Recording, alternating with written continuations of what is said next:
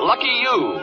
You happened to dial this program in time to attend a trial stranger than any since we first learned the knack of breathing. And that was a long time back. The poor folks listening to other stations will lose all this. But congratulations to you for being no such fool as to miss the undecided molecule.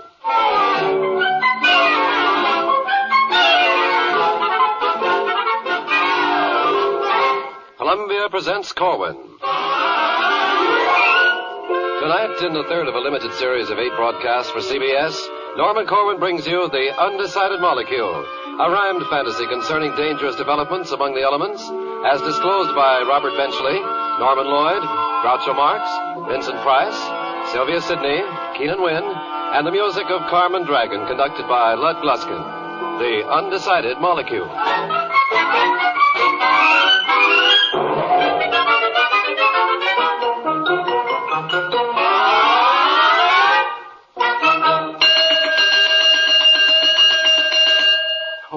Oh dear, the cosmic alarm, which means I fear some woeful harm is afoot or a wing in the universe.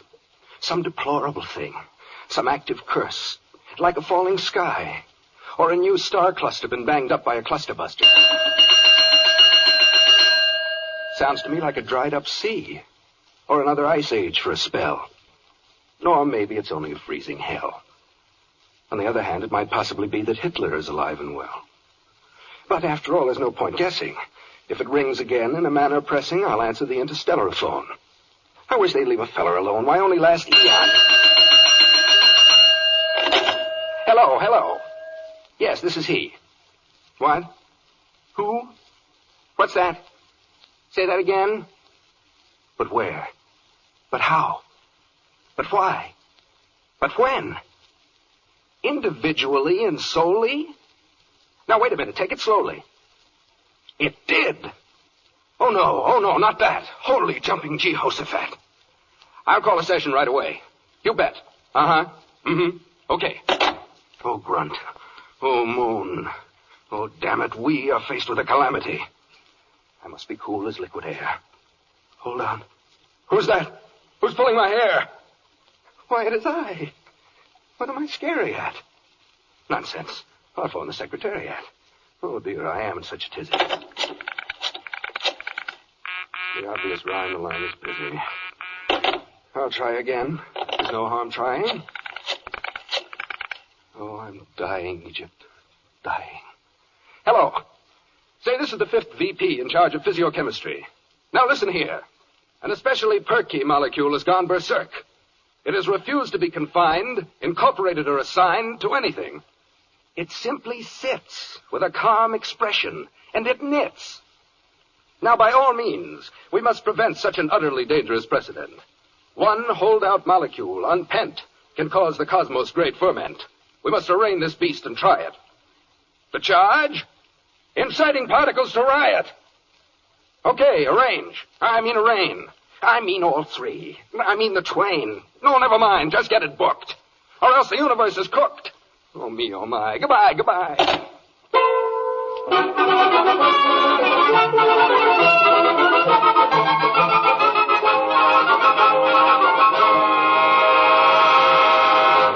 Hear ye.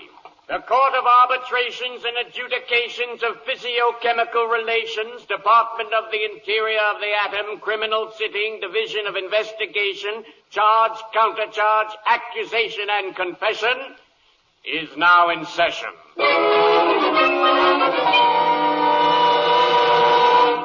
The court will rise and face the justice who will adjust this case.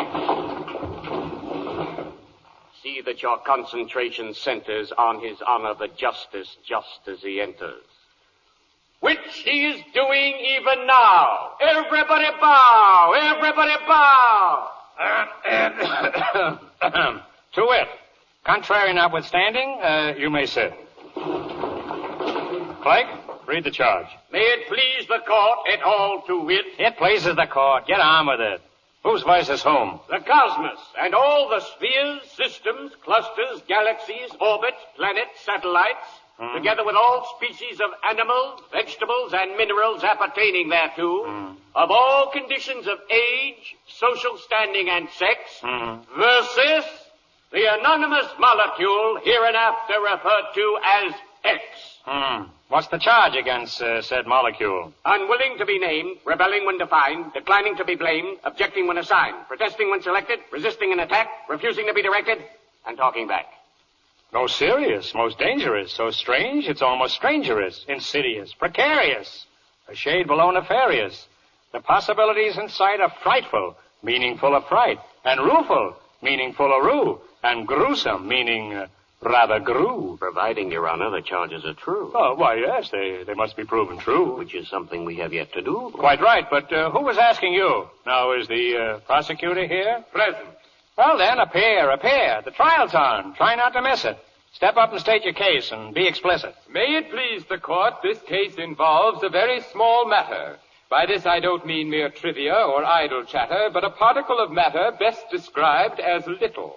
Smaller than a jot? Even smaller than a tittle. Are you referring to molecule X? Yes. And why don't you say so? I will, if I may so. The point, Your Honor, is that should X be acquitted here, catastrophe will follow, since it must then be admitted here that all control of elements has given way to anarchy, and every substance will perforce be jittery and panicky. Thus, when we wish a molecule to join up with some other, to make a cup or lemon drop, or the Karamazov brothers, to be a fog or a catalogue, or a lawn to be idyllic on, a beagle or a bagel, or a mountain made of silicon, they may refrain, they may desist, and if enough of them should do so, there'll never be another tenor singer like Caruso. No dog to bark, no lark to hark, no grand old man like Talleyrand. No bee will be, you'll see no sea, no ostrich fan for Sally Rand.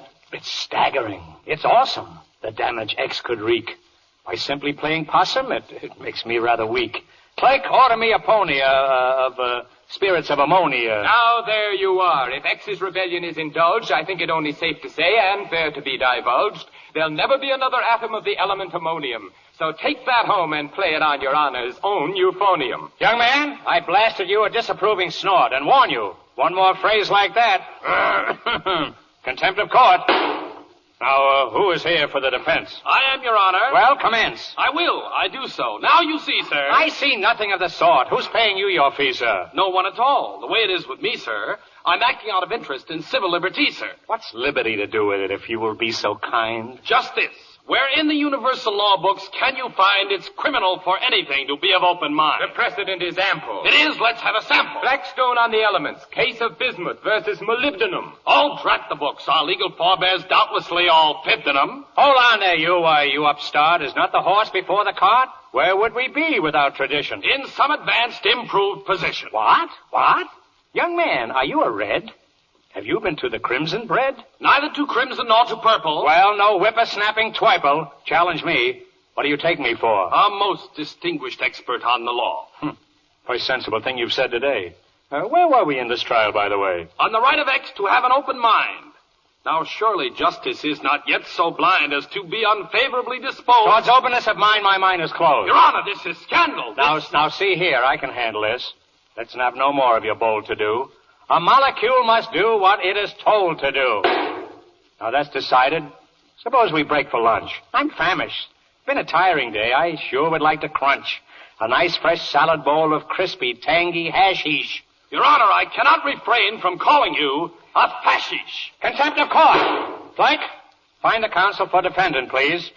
He has the brass to charge the bench with having fascist tendencies. Ridiculous and ludicrous. Make it a heavy fine. How could I be a fascist?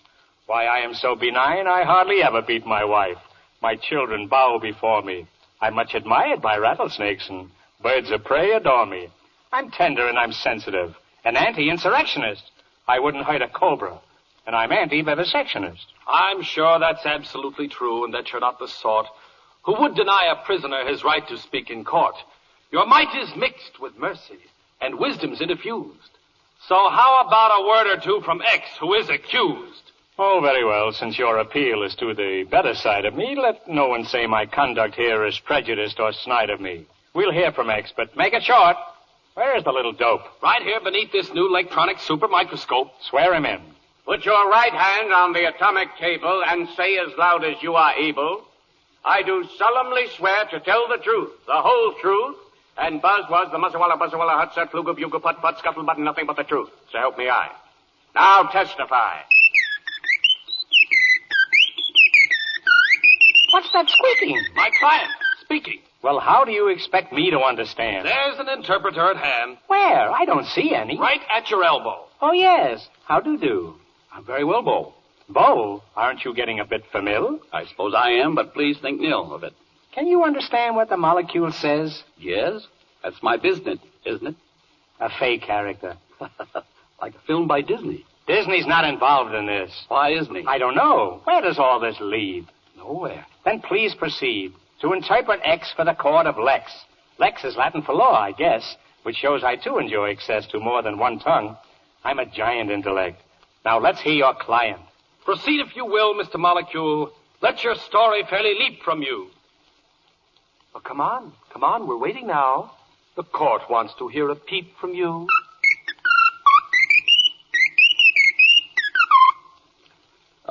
X says as follows. I cannot bring myself to be just anything that's asked of me. I cannot chide my inner soul. I must confide I've set a goal. I've thought it through and cannot bear to be shampoo for oily hair. My spirit sings, my fiber spiels of nobler things and high ideals. I'll fairly bust my heart within if I am just an onion skin. I worry some. What's drearier than to become bacteria? When I've tried hard to obey, my conscience cried, but hold, but stay. A worm for bait? I have my pride. I vacillate. I can't decide. Though Hamlet had a hard time, why, he wasn't so sad as little I.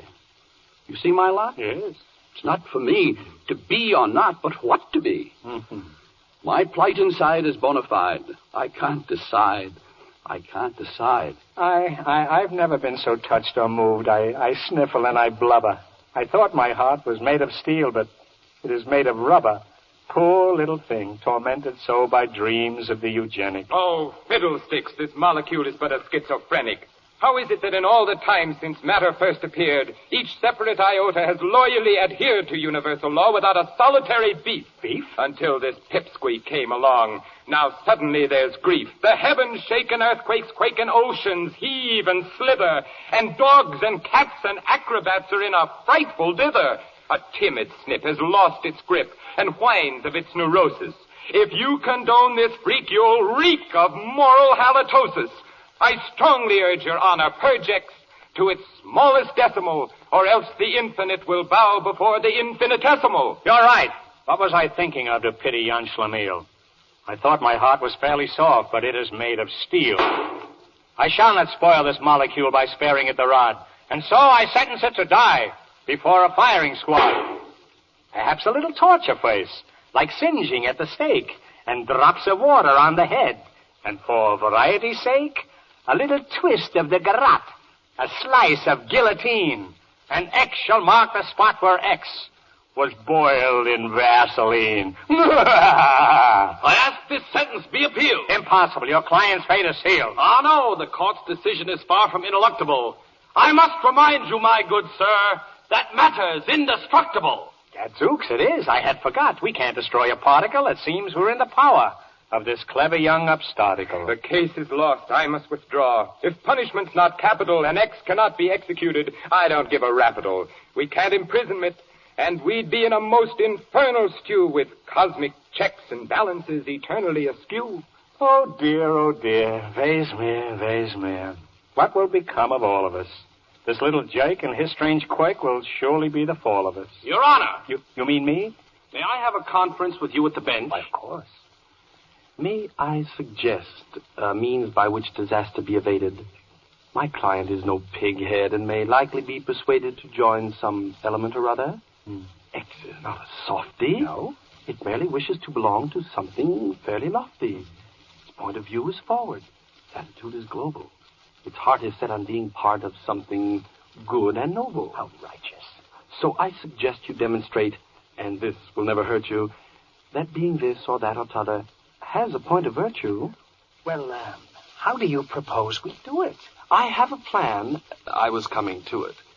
Invite a representative of each important kingdom. You mean like Dempsey for the ring or Artie Shaw for swingdom? No, but you're warm. A lion for the jungle or an eagle for all wingdom? Keep on. Remember, 3 of them and 1 for every kingdom. Oh, I know. Animal and mineral and, I forget the third. The vegetable kingdom. Why, yes, of course. Absurd. That's splendid. We could get them here and each could make a pitch. And X could then make up its mind to which it wished to hitch. I'll call a recess in this trial while we round up a trio. Meanwhile, some music. Clerk? Yes, sir. Can you sing Solo Mio? No, but the court musicians would be very glad to play for you. Where's the conductor? I'm right here. Is everything okay for you? You bet. Shall I begin, Your Honor, with a prelude by Stravinsky or toccata for the G-string by the famous brothers Minsky? Have you anything around that Dmitri Shostakovich wrote? Oh, yes. A Passacaglia, and I'm sure that you will love its note. I've changed my mind. I'll have a slug of music by Lynn Murray. The one he calls Weg leer der Nacht, one chicken mitten curry.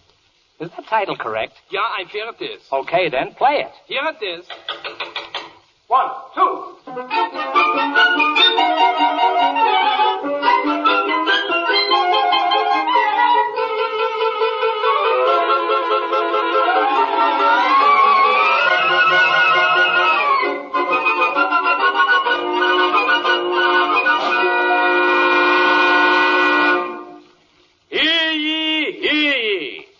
Spokesman for the vegetable kingdom will rise and address the court concerning the advantages to molecule X of joining this classification, with handy allusions to paleontology, plant psychology, stems and flowers, roots and fruits, and outstanding examples of horticulture and botany, if he's got me.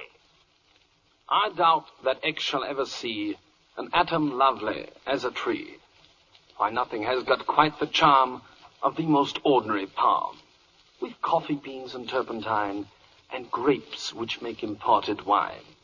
And as for molds and types of fungus, we have some noted ones among us. Penicillin is a spore, noble beyond metaphor. Life is earnest, life is sweet, for the common sugar beet. Cotton, spinach, hemp and hop. One could really never stop singing vegetarian praise for years and months and weeks and days. Well, X says that trees are chopped for wood and that he sees no special good in being a beet which people eat. X says a palm, though fine in Maine, can come to harm in a hurricane. The grape's a curse, since drink is evil, and cotton is worse for the boll weevil. X does not wish to look for trouble. It's not his dish, the vegetable. For a molecule that's supposed to be meek, the choosy Mr. X has a lot of cheek. Step down, vegetable. Let mineral speak. The spokesman for the mineral kingdom will address the court concerning the advantages to molecule X of joining this classification, with allusions to metallurgy, gypsum, filiform silver, motor cars, nickel bars, pickle jars, and manganese. Please. Now, the way that X can best ensure his choice of substance will endure is to stop his flopping about and settle down to being a respectable metal. Oh, fiddly-dee, fiddly-dum, yum-yum, oh boy, aluminum.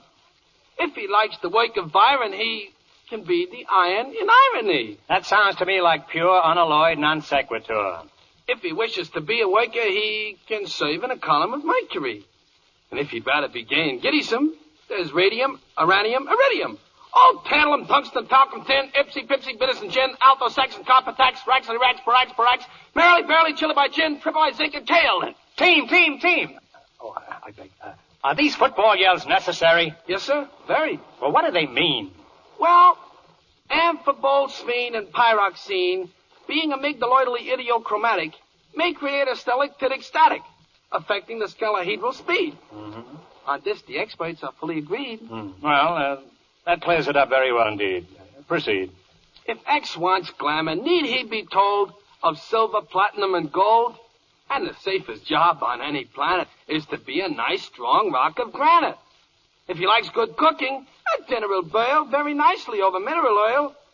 Does he cry to be a wagon hitched to a star, then apply to be a Hollywood motor car? Oh, I could pour mineral law before you forever and a day, if it wouldn't bore you. Well, X says he, that any jury'll find mercury somewhat mercurial. Iron gets rusty, bare rocks too nude, talc is too dusty, oil is crude. The automobile is not his bent. One elliptical wheel means an accident. Gold you can keep. He simply balks at lying deep beneath Fort Knox. I've never heard such utterly rash, hypercritical balderdash. If I weren't so stately and dignified, I'd take that molecule outside and bop him right in his little beezer. Who does he think he is, Little Caesar? Ah! Let the animal kingdom present its spokesman. Come on. Where is the gent? Right here, but, Your Honor. All right, begin. It's a her. Never mind. Swear him in. Swear him in. Very well. The spokesman for the animal kingdom, etc. Species of bird, bee, dog, flea, hen, man. Does solemnly swear, etc. In the name of the llama, gnu, orc, yak, kangaroo, slippery Dan, Charlie Chan, the common man, and so forth, that he or she will please go forth and testify to the legal court. Thank you. I gladly take the floor. Rather pretty. Eh bien? Hello? I could fascinate X with the mystery of our considerable natural history. I could tell him the fame of each colorful name. Go on. I'm goose pimply and blistery. I could tell of a bird named the smew, and another eclect, uraboo, of ticketai, doe, and of single row. And a fish that is called in canoe? Quite true. And a monkey that's called wanderoo? Quite true. Oh, I just love to listen to you. I could tell of the vinegaroon, the squacko, the guiduck, baboon, the antelope bongo, the crow known as drongo. Will you join me for lunch one day soon? For the record, may I ask whether these names are real or fictionary? Don't interrupt. They're all in your dictionary. Now, the capercaillie has a whistle. Of course. Distinct from the ling and dixissil. The zebu and zevet, enteric of Tibet. I cling to your words like a thistle. I urge X to join the toucan or some other nice animal clan, like the beautiful cootie or charming agouti. But what of the species of man? Oh, that's another subject entirely. I do not recommend that X get involved in the affairs of mankind. Is that because you believe in the principle of matter over man's mind? No, but being human would surely hex a sensitive molecule like X. Just how do you mean, Queen? Well, it's not so easy to be a common man. No matter how much you work and plan, it's still a neat trick to live the span commonly allotted to the common man. A wandering breeze will affect your pump. If not a measle, then a mump. You can pull a tendon, get roundly hissed, or have to depend on an analyst. How true. You can get ptomaine or be undersold. Then there's Franco Spain. Fui. And the common cold. A review can stink. You can miss a guess, or be told how to think by the yellow press. Did I tell you I greatly admire your dress? No. There's water on the knee and athlete's toes, the doctor's fee and the running nose, aching bursitis, rashes and rickets, colitis and bursitis, and parking tickets. Not in this court. You can get diabetes or caught in the rain. Not in this court. You can run out of Wheaties or into a train. You can get neurasthenia. A blizzard can chill you. Your wife can be mean you. A dentist drill you. A plaintiff can sue you. A bite give malaria. If no lover woo you, alas, miseraria. Great legal embroilments. Just let me take care of you. Thank you. A fascist will fight you. And then there is asthma. Vampires can bite you and whine on your plasma. You can be badly reared and flunk out in Latin, or tangle your beard in spaghetti au gratin. It's fattening. You can get a flat tire, drop teeth in the drain, or suffer a dire escutcheon stain. You can drown in the Dnieper or suffer the bends. You can wind up a leper and lose all your friends. Hard to wind up a leper. You can settle in Philly, or step in a pail, or feel willy-nilly and cease to inhale. How morbid, depressing, in fact suicidal. By the way, have you ever an hour that's idle? Your Honor, my client has something to say. I could meet you, what's that about X again, eh? He's ready, I said. Well, let him go ahead. X says as follows. I'm glad to know the awful truth. Man has such woe, forsooth, forsooth. What philosophy. Yet what he's done, proud hands can clap. He's beaten the Hun and Will the Jap. He flies the air just like a smew and swims for fair like the Canoe. Yes, like the Canoe. He has a soul. He reads Descartes. Like me, his goal is a thing apart. He's learned to kill the harmful bug by serum, pill, and sulfur drug. He beats the band and goes to school to understand the molecule. You're the rascals. In face of odds, he makes his way. Gives birth to quads, builds TVA. Displays his charms, plays blindfold chess, listens to Brahms and CBS. CBS, of course. The common guy both thinks and feels. Nothing's too high for his ideals. Though it cost him sadly to put down jerk. Please. He's not done badly. Look at his works. For all his pains, we owe him thanks. And I do gladly join his ranks. The human flock has golden fleece, grace to its stock and lasting peace. Oh, splendid. What a moving speech. I had thought X a worm, a leech. But now I see he's a regular fellow. He's twanged me so I quiver like jello. Oh, joy, oh, rapture, fields of clover. Looks to me like trial's over. Quite so. My dear X, forgive the digression, but I'm sure you'll be happy in your chosen profession. As for you, Miss Hanema, you were great. It's slightly extra-legal, but have you a date for later in the evening? Do you like to dance? Have you any marked tendency toward romance? I have. But what about the wife you seldom beat? And the children you have mentioned who grovel at your feet? Ho, ho, ho! Mere rhetoric and figmentary frippery. The legal mind behaves this way. It's very smooth and slippery when arguing. I have no wife or any such a fixture. In that case, I will marry you, as in a Class B picture. We'll create a happy ending, plus 2 children of each sex. To be a part of one of them, shall we invite friend X? Magnificent idea, that. Is our future child agreed? X says indeed. And asks you speed your visit to the Reverend so we can have a life to lead and bring this to a clever end. Hooray, I thought you'd never end. Will the court musicians kindly advance to the mic and play a wedding dance? And then after that, please segue and sally into a sort of a kind of finale. 1, 2, 3.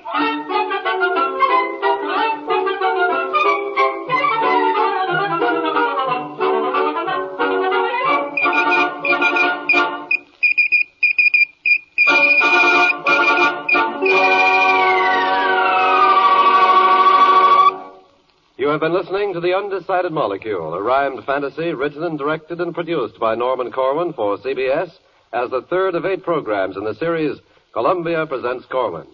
Carmen Dragon composed the music. Lud Gluskin conducted. That gifted man, Robert Benchley, appeared as the interpreter for the molecule. And you can see me soon in the Paramount picture, Duffy's Tavern. It was Norman Lloyd who did that wonderful work as the highly competent official clerk. Quiet. Oliver Wendell Groucho Marx appeared as the judge. And I'm going to be together with my brothers on the stage and screen again in A Night in Casablanca. Some one of these nights. Good night. Vincent Price as the prosecutor was convincing and smooth and even slick. And you can catch me soon in 20th Fox's Dragon Wit. It was Sylvia Sidney who convinced the molecule that being a human being can be fun. And if you'd like to see more of me, I'm appearing in a new film entitled Blood on the Sun. I, Keenan Wynn, in sound mind and body... I object. Performed as the counsel for the defense of Molecule. And to give you an idea how versatile I am, I was also the spokesman for the vegetable minerals.